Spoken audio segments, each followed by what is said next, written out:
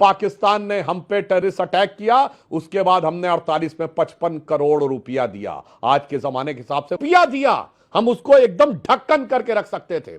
और सुनिए, उस समय ज्यादातर ऑर्डिनेंस फैक्ट्रीज हमारे यहां थी। वो हथियार खरीद रहा था सेकेंड वर्ल्ड वॉर के बचे हुए यूरोप से, उसके लिए हमने पैसा दिया, जिसके के लिए आपके नेताओं ने उस जमाने में अनशन किया अलग। उसके बाद आइए साहब, 1950 में लियाकत पैक्ट कर लिया, गजब है साहब वहां के लोगों के लिए। अब आइए 60 में ऐसा समझौता किया, 80% पानी उसको और 20% अपना लिया, गजब है। उसके बाद 63 में जब उसने पीओके की सक्षम वैली चाइना को दे दी, और 62 में चाइना हमसे युद्ध कर चुका था, तब तो कम से कम वापस आ जाते इंडस वैली से। नहीं, वो भी नहीं दिया। अब आइए 65 में हमारी फौज जीत के आई, हाजी पीर का दर्रा वापस कर दिया।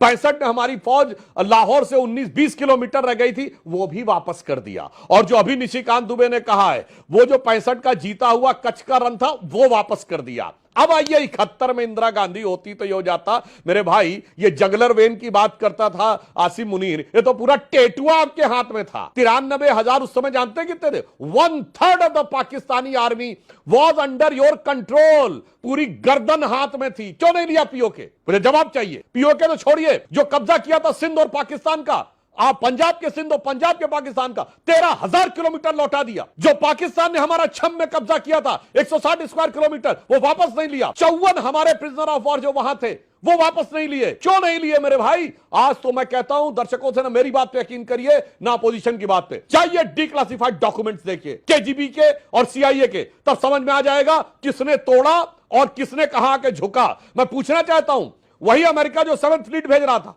उसने मान्यता कैसे दे दी बांग्लादेश को? क्या किसी भी व्यक्ति को जरा सा दिमाग लगा के समझ में नहीं आता? पूरे अमेरिकन ब्लॉक ने बांग्लादेश को मान्यता दे दी। कुछ तो खिचड़ी पकी थी रिचर्ड निक्सन और लियोनिद ब्रेजनेव के बीच में। कोई जाएगा तो सारी क्लासिफाइड फाइल से समझ में आएगा। आप चलिए छोड़िए, उसके बाद आने के बाद क्या क्या नहीं किया। पाकिस्तान को रहमो करम का, जिसे आज बहुत दिनों पाकिस्तानी लोग बोलते अल्लाह के फजलो करम से, अरे अल्लाह के फजलो करम से पाकिस्तान नहीं चल रहा है। कांग्रेस के रहमो करम पे बना था और चीन के रहमो करम पे पल रहा है। इसलिए एक और बात कहना चाहता हूं, इनकी सरकार आने के बाद, आहा, मनमोहन सिंह की सरकार में तो रहमो करम के दायरे इतने खोल दिए गए कि 26/11 हमले के 9 महीने बाद कोई जाके चेक कर ले, मिनिस्ट्री ऑफ एक्सटर्नल अफेयर्स की प्रेस रिलीज 16 जुलाई 2009, शर्मल शेख में एक न्यूट्रल डेस्टिनेशन पे, इजिप्ट के शर्मल शेख में ज्वाइंट डिक्लेरेशन साइन करते हैं भारत और पाकिस्तान, और कहते हैं बात से शांति वार्ता प्रभावित नहीं होगी। उसमें वर्ड ये है, no terrorist activity will be able to stop the composite dialogue, these two should not be bracketed. अब इतना ही नहीं है,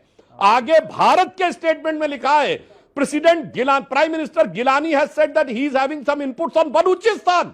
मतलब पाकिस्तान का प्रधानमंत्री हमसे कह रहा है कि बलूचिस्तान में इन्वॉल्व है, और वो एमईए की प्रेस रिलीज का हिस्सा है। क्या बात करते हैं जनाब इस आप तो। और फिर क्या क्या कवर फायर सत्ता में रहते हुए नहीं दिया है।